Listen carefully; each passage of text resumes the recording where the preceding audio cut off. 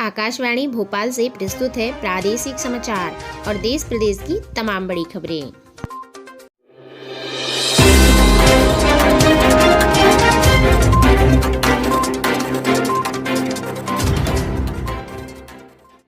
नमस्कार, समाचारों के साथ मैं रजनी आप सभी का बहुत बहुत स्वागत करती हूं। बात करते हैं आज की मुख्य हेडलाइंस की।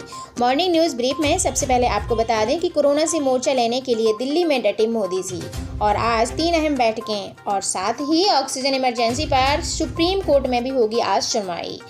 और वहीं आज किन किन इवेंट्स पर रहेगी खास नज़र, आगे आपको विस्तारित तौर पर बताया जाएगा। देश विदेश में बात किया जाए तो सुप्रीम कोर्ट ने कोरोना पर केंद्र से नेशनल प्लान मांगा। साथ ही आपको बता दें कोरोना के खिलाफ बार मोड में होंगे और मोदी जी, और साथ ही दिल्ली हाईकोर्ट के ऑक्सीजन सप्लाई पर होंगे सख्त निर्देश। और वैक्सीनेशन पर गुड न्यूज़, आपको बता दें कि 18+ का रजिस्ट्रेशन 28 अप्रैल से शुरू होने वाला है। दूसरी लहर के बीच असम में एक बड़ी लापरवाही सामने निकल के आई है, आगे आपको बताई जाएगी। क्लाइमेट चेंज पर बोले वर्ल्ड लीडर्स। और साथ ही बेंगलुरु की राजस्थान पर लगातार तीसरी बार हुई जीत। और साथ ही आपको बता दें आज सुर्खियों में क्या क्या रहने वाला है, आगे आपको संपूर्ण जानकारी विस्तारित तौर पर बताई जाएगी। मध्य प्रदेश के मुख्यमंत्री शिवराज सिंह चौहान जी के गृह जिले में हॉस्पिटल फुल हुआ। और साथ ही मध्य प्रदेश में केंद्रीय मंत्री का वीडियो हुआ वायरल, युवक ने कहा कि ऑक्सीजन सिलेंडर नहीं मिल रहा है। साथ ही बड़ी लापरवाही सामने निकल के आई है मध्य प्रदेश के खरगोन में। आईसीयू पहुंचे CMHO मरीजों के साथ बेड पर लेटे 2 से 3 परिजन। और इसी के साथ भाग कोरोना भाग, हर घर से निकली एक मसाल और कोरोना को कर दिया गांव से बाहर। आगरमालवा की न्यूज़ है मध्य प्रदेश के। साथ ही मुंबई के आपको बता दें विरार के एक अस्पताल में आईसीयू में लगी भीषण आग, 12 लोगों की जलने से हुई मौत। और सुप्रीम कोर्ट ने कोरोना संबंधी स्थिति को नेशनल इमरजेंसी बताया। साथ ही वेदांता की याचिका पर आज होगी सुनवाई। और कोरोना को हमने हरा दिया है, इसी धारणा से भारत में कोरोना की दूसरी लहर ने मचाया फिर कहर। और साथ ही कोरोना आफत के बीच राहत भरी खबर निकल के आई है। भरे टैंकरों को लेकर कल मुंबई पहुंचेगी पहली ऑक्सीजन एक्सप्रेस। और साथ ही देश में कोरोना की रिकॉर्ड तोड़ तबाही, एक दिन में पहली बार 3.32 लाख नए केस सामने और 2255 लोगों की हुई मौत। इसी के साथ आपको बता दें मध्य प्रदेश में रेमडेसिविर इंजेक्शन की कालाबाजारी करते हुए 2 डॉक्टर सहित 5 लोग हुए गिरफ्तार। गुजरात में भी कोविड-19 के रिकॉर्ड 13,105 नए मामले सामने आए और 131 लोगों की हुई मौत। पश्चिम बंगाल में कोरोना की वजह से चुनाव प्रचार पर इलेक्शन कमीशन ने लगाई पाबंदियां, रोड शो पर रोक लगी और रैली में भी नहीं होंगे 500 से ज़्यादा लोग शामिल। अब जानकारी विस्तार से। सबसे पहले बात करते हैं मॉर्निंग न्यूज़ ब्रीफ में आज किन किन इवेंट्स पर रहेगी खास नज़र। पीएम नरेंद्र मोदी जी सुबह 9 बजे मीटिंग में कोरोना से बने हालात का रिव्यू करेंगे। फिर सुबह 10 बजे संक्रमण प्रभावित राज्यों के CMS के साथ बैठक भी करेंगे। दोपहर 12:30 बजे मोदी ऑक्सीजन और मैन्युफैक्चरर्स के साथ मीटिंग करेंगे। ऑक्सीजन दवाओं बेड की कमी के मसले पर आज दूसरे दिन भी सुप्रीम कोर्ट में सुनवाई होगी।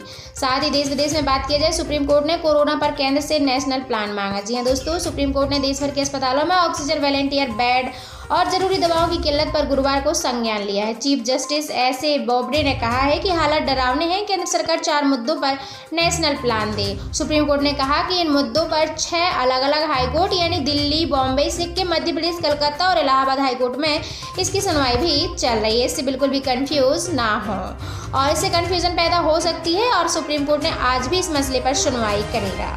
साथ ही आपको बता दें कि कोरोना के खिलाफ बार मोड में मोदी जी। देश में बिगड़ते हालात को देखते हुए प्रधानमंत्री नरेंद्र मोदी जी ने आज अपना बंगाल दौरा रद्द कर दिया है। यहाँ उनकी 5 रैलियां होनी थी और अब वो शाम 5 बजे को वर्चुअली बंगाल की जनता को संबोधित करेंगे। मोदी जी ने ये दौरा दिल्ली में होने वाली 3 अहम बैठकों के चलते रद्द किया है। इन बैठकों में प्रभावित राज्यों के मुख्यमंत्रियों, ऑक्सीजन मैन्युफैक्चरर्स से बात करेंगे और साथ ही अपने मंत्रियों और अफसरों से मौजूदा हालात के बारे में भी जानेंगे।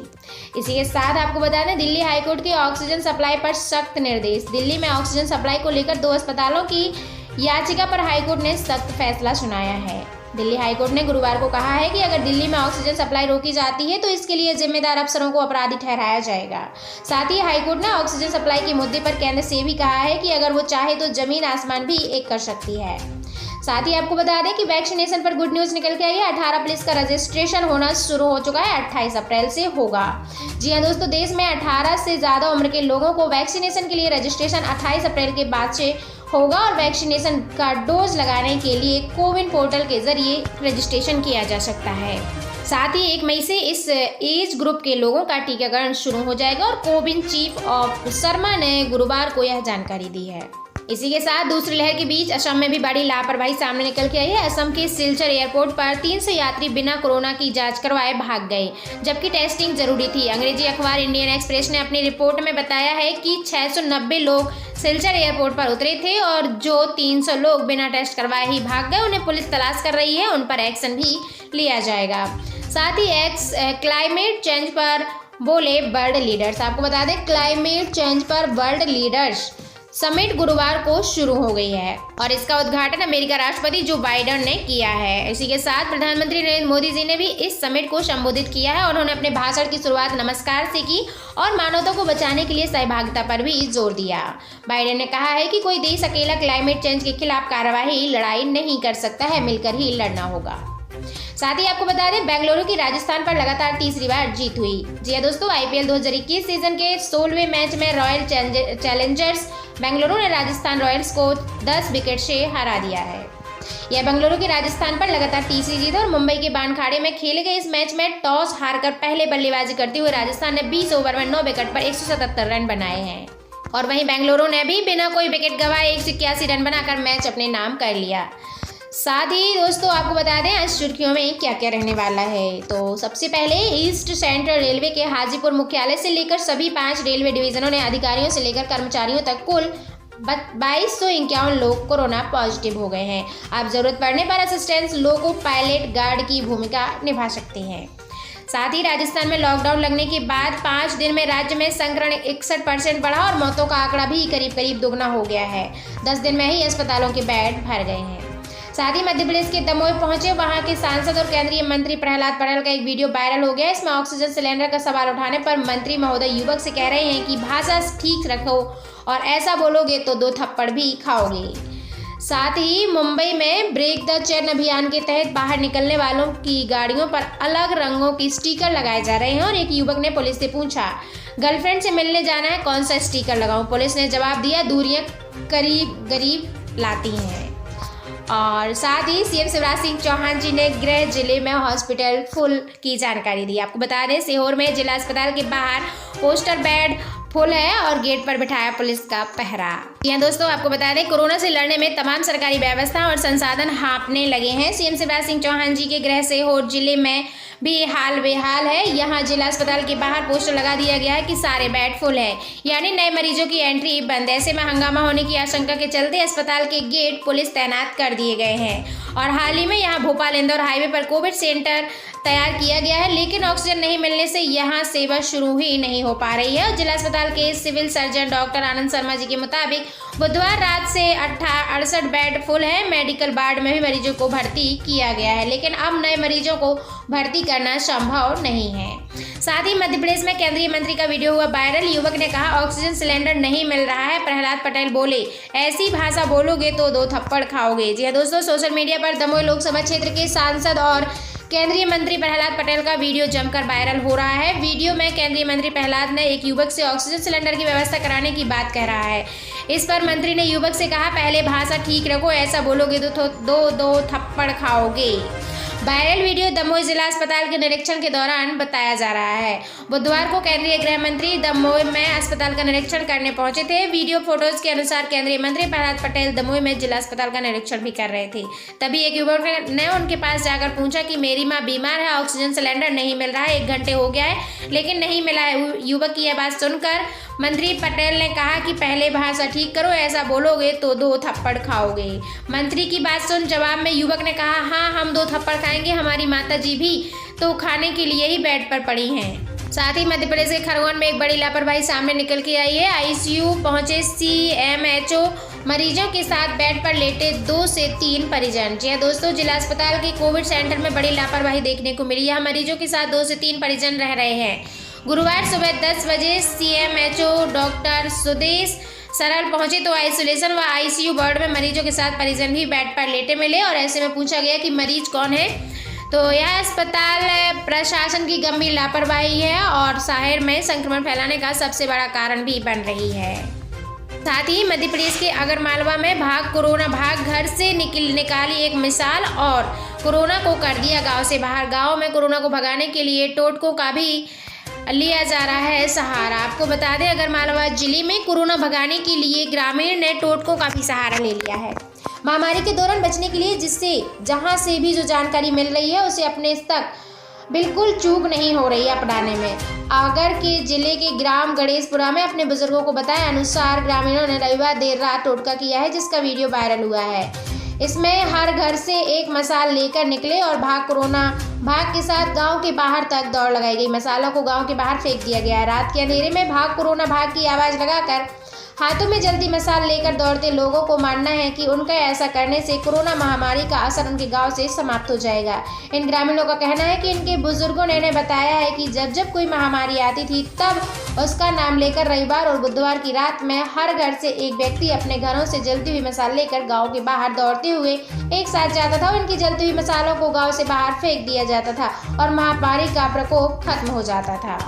साथ ही मुंबई के विरार अस्पताल में आईसीयू में लगी भीषण आग, 12 लोगों की जलने से हुई मौत। जी हां दोस्तों, आपको बता दें महाराष्ट्र के अस्पताल में आग लगने से 12 मरीजों की जलकर मौत हो गई है, जो कि कोविड-19 पॉजिटिव थे।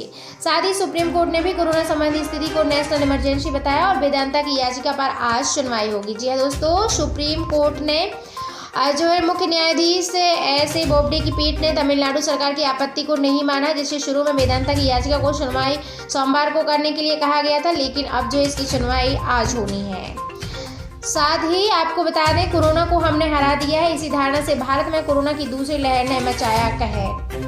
कोरोना की पहली लहर के गुजर जाने के बाद क्या भारत से यह चूक हुई है कि उसने दूसरी लहर के खतरे की अनदेखी की है, जबकि यूरोप तब दूसरी लहर का सामना कर रहा था। नेचर में प्रकाशित एक रिपोर्ट में कहा गया है कि पिछले साल सितंबर में पीक गुजरने के बाद कोरोना संक्रमण में कमी से भारत में यह धारणा बन गई कि उसने कोरोना को मात दे दी है और इसी के चलते लोगों ने इधर उधर जाना और लापरवाही करना खड़ा कर दिया, जिस वजह से दूसरी लहर में आप देख पा रहे होंगे कि हमारे भारत में कितनी ज़्यादा कोरोना से तबाही मची हुई है। ये सब भारतवासियों के लापरवाही के कारण हो रहा है। साथ ही आपको बता दें कोरोना आफत के बीच राहत भरी एक खबर निकल के आई है। भरे टैंकरों को लेकर कल मुंबई पहुंचेगी पहली ऑक्सीजन एक्सप्रेस।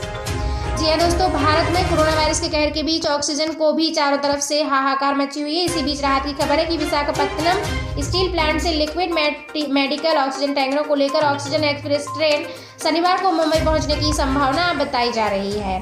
देश में विभिन्न अस्पतालों कोविड-19 के मरीजों के लिए ऑक्सीजन की कमी को पूरा करने के लिए भारतीय रेल ने विशेष ऑक्सीजन एक्सप्रेस ट्रेन शुरू कर दी है और इससे सड़क मार्ग से लाने और ले जाने वाले ऑक्सीजन टैंकर को भी जल्दी से जल्दी विभिन्न प्लांट पर ले जाकर वहां से ऑक्सीजन भरकर बड़े शहरों तक पहुंचाया जा सकेगा। साथ ही देश में कोरोना की रिकॉर्ड तोड़ तबाही, एक दिन में पहली बार 3.32 लाख नए केस सामने आए और वहीं 2255 लोगों की हुई मौत और 8 राज्यों में 74.75% मौतें हुई। देश में 24 घंटे के दौरान सर्वाधिक 568 लोगों की मौत हुई और महाराष्ट्र में, इसके बाद दिल्ली में 306 लोगों की मौत हुई, छत्तीसगढ़ में 207, यूपी में 195, गुजरात में 137, कर्नाटक में 123 और मध्य प्रदेश में 75 लोगों की मौत हुई। इन 8 राज्यों में कुल 1686 मौतें हुई हैं, जो कुल मिलाकर 2255 मौतों का 74.76% आंकड़ा रहा है। इसी के साथ मध्य प्रदेश में रेमडेसिविर इंजेक्शन की कालाबाजारी करते हुए 2 डॉक्टर सहित 5 लोग गिरफ्तार हुए हैं। जी हां दोस्तों, आपको बता दें कि एसटीएफ जबलपुर के पुलिस अधीक्षक नीरज सोनी जी ने बताया कि रेमडेसिविर इंजेक्शन की कालाबाजारी करते हुए 2 चिकित्सकों और 3 अन्य लोगों को गिरफ्तार किया गया। उन्होंने कहा गिरफ्तार किए हुए आरोपियों में डॉक्टर जितेंद्र सिंह ठाकुर है, डॉक्टर नीरज ठाकुर है, सुधीर सोनी है, राहुल विश्वकर्मा और राकेश मालवीय, ये सभी लोग शामिल हैं। साथ ही गुजरात में भी कोविड-19 के रिकॉर्ड 13,105 नए मामले सामने आए, 137 लोगों की हुई मौत। पश्चिम बंगाल में भी कोरोना की वजह से चुनाव प्रचार प्रसार पर रोक लगा दी गई है, पाबंदियां लगा दी गई है। रैली में 500 से लोग ज़्यादा शामिल नहीं होंगे। आपको बता दें शाम 5 बजे तक ही 79.09% मतदान हुए। वहीं गुरुवार को 43 सीटों पर छठे चरण के चुनाव में भी शाम 5 बजे तक ही मतदान हुआ और यह जानकारी मुख्य निर्वाचन अधिकारी आरिस अफ्तार ने दी है। चुनाव सुबह 7 बजे से शाम के 5:30 बजे तक उत्तर 24 परगना जिले की 17 विधानसभा सीटों पर हुए।